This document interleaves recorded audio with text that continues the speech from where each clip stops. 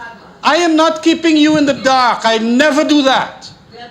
And you also had the National Plan for Trafficking in Persons and a number of other documents that you asked for, which was given to you. And then on the final date, visits to the prison cell at Brick Dam, you had arranged that you want to go. This security committee made the arrangements for you all to go there, check out, and of course, the visit was made. And that, Mr. Speaker, indeed, after that, there weren't meetings because I had indicated to the committee.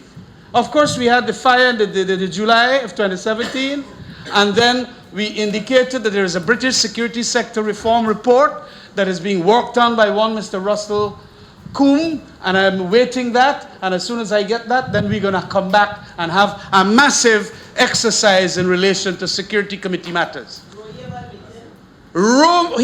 Honorable member, who was Minister of Home Affairs from 2011, is it, to 2015, did not, for those 3 years, convene the security committee meeting. Not one meeting he had.